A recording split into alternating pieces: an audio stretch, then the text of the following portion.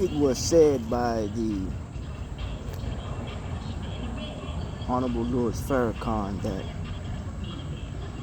real pleasure was never meant to come from a woman.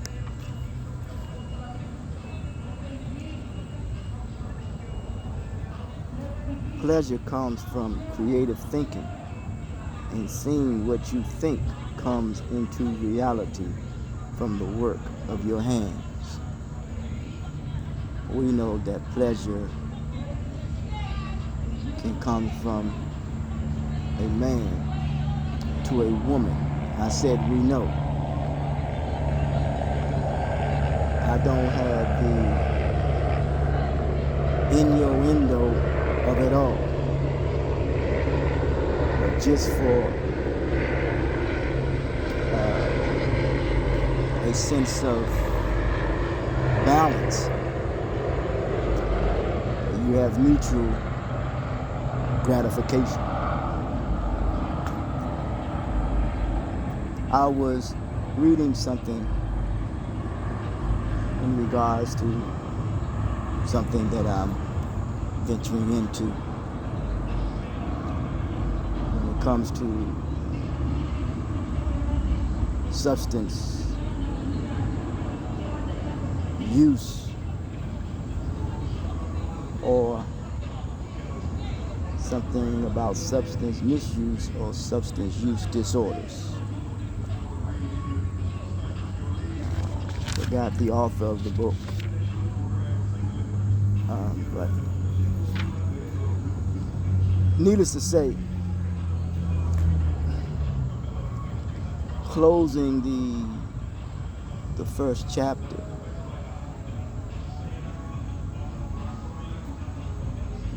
it says about designer drugs for pleasure.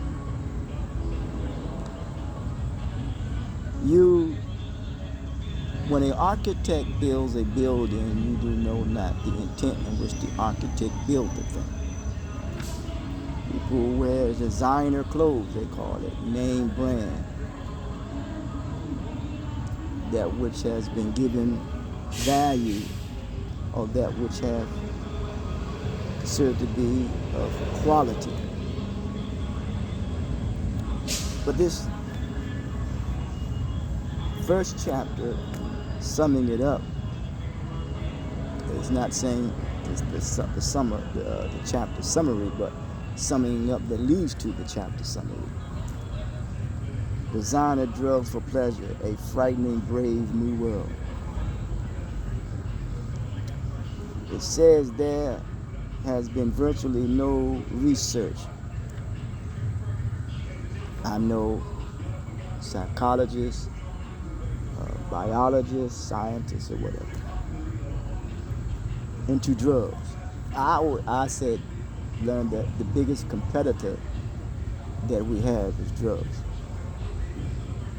It goes on to say whose purpose is to treat a disease. There is a teaching that says that out of difficulty becomes ease.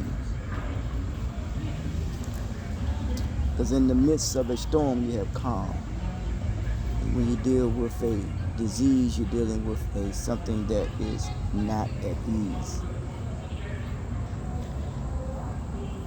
It says to treat a disease which induce a sense of pleasure or euphoria enjoyed by the patient. How the patient is viewed or seen by the clinician. A stigma could be placed on the user. So there must be a paradigm shift or training that a doctor, I'm wrong, means maybe their primary care doctor, let's put it that way, that he or she may not have the training to identify when it comes to the uses of drug abuse. I'm processing all of this. That's all I'm doing. Once again, no biologists, no psychologists, no scientists, none of that stuff. But I do say that society is under social reconstruction. Our feelings are becoming desensitized, our thoughts demoralized, our attitude dehumanized, our language devitalized, and our activity stabilized. So I say that we're dealing with a spirit of apathy. And also I do say that we suffer from SDLD, a social disorder, learning disability. Chinga Diop says once you throw off the ecology of the environment, once intellectual aptitude for learning becomes difficult, which means how he or she relates to his or her surrounding, and once that's thrown off, it becomes a sickness, and the individual or persons are trying to figure out what role they play in negotiating within the society. That's all. But the article goes on to say that pharmaceutical companies are now hard at work to correct this oversight. You know, the government, they have an oversight committee. As they drawing upon the latest research into the manner with the reward, with the reward of cascade works, it is possible to predict when, but soon, a new class of pharmaceuticals sole purpose, and I'm not saying it's the case, this is what it's saying, is to induce a sense of pleasure in the user. It says it will appear on the market. What I realize that people are entertained by knowledge that they cannot grasp. So the entertainment part is that those who induce the pleasure become entertained by seeing how the drug user or how the drug impacts the user.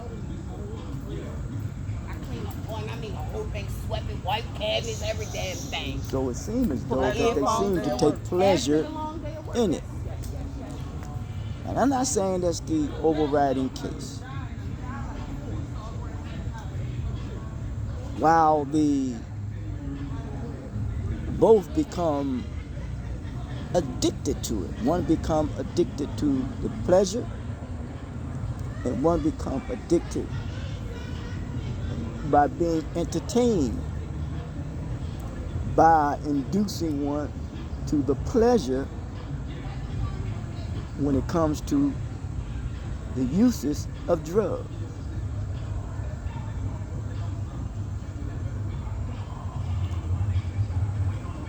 I want to say in closing, although Dr. Dennis would say that we must distinguish between stress, what he said, stress, trauma, and crisis. Yes, stress, trauma, and crisis. But what I say is that I realize that social stress leads to mental pain, and mental pain leads to physical harm. And you can tell one's psychological makeup how early they deal with a crisis. And crisis in another Chinese sense means a hidden opportunity. When you deal with a hidden opportunity, you're dealing with problem-solving skills. When you're dealing with problem-solving skills, you're dealing with one being optimistic and one being a pessimist, because an optimistic sees an opportunity in every difficulty, where a pessimist sees sees difficulty when there's an opportunity that is present. And I realize that ownership is a direct correlation of opportunity, or ownership is a direct correlation of opportunity, or opportunity is a direct correlation of ownership. And I realize that three core values for me: opportunity, expression, and appreciation. So this is my final conclusion. When it comes to an illness, a sickness, and a disease, and it becomes a public health crisis and a societal problem, is that how people are trying to find a place of belonging outside of themselves. So, the disease, being able to distinguish, the disease is the pathological process of deviation Remember I said that earlier, that Brother Farrakhan said that pleasure was never meant to come from a woman. Pleasure comes from creative thinking and seeing what you think comes into reality from the work of your hands. We want the pleasure but don't want the responsibility that comes with the pleasure. Then therefore we're dealing with a lack of accountability. It's called moral culture decline. It's called recidivism. So the disease is a pathological process, deviation, being unable to distinguish health from sickness, from a biological norm. A illness is the patient's experience. The illness is dealing with our human experience. The human experience is a fragile one. Human experience of ill health. Sometimes when no disease, where sometimes the disease we may not be able to identify the disease. And maybe we have to insert what is called possibly genetics as well. Only reason why I say that, some folks can consume things that is unhealthy, others do not, and the one that consumes things that is unhealthy, they may live longer than the one that hasn't consumed anything at all. So genetics come into play as well. So maybe that's something that one needs to investigate, and maybe that's something that we cannot put our hands on and try to understand our biological, how when it comes to our biological, I don't want to say our makeup, but our biological clock, as they called it. Because one thing I realized is too, is that anything that is dead, it seeks to function the way that it is naturally supposed to function. Like the activity of the natural connection is not functioning naturally, it's functioning unnaturally, and that which functions unnaturally does things that is contrary to one's nature.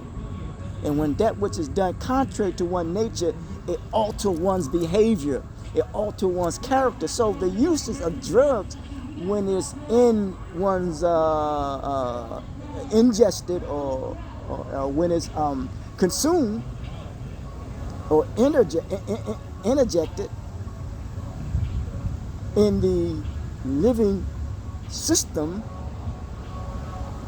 it puts one in a position where they may veer off into some sense of altered state that throws them off their natural self. That's the best way I can explain that, based upon evidence in what I read, which is not much at all. But I know within myself that that's prevalent, and that's a reality. Because if one is entertained by something, or entertain and have a connection with how others want you to function and want you to behave, then therefore they become addicted to it, and they become entertained by it, and they take pleasure in seeing you act in the way in which they want you to act, and in the manner in way in which they think and they know that how you going to react. So it's like they, or even the uses of drugs, is like it is pulling your string, and you become the puppet being pulled by the puppeteer.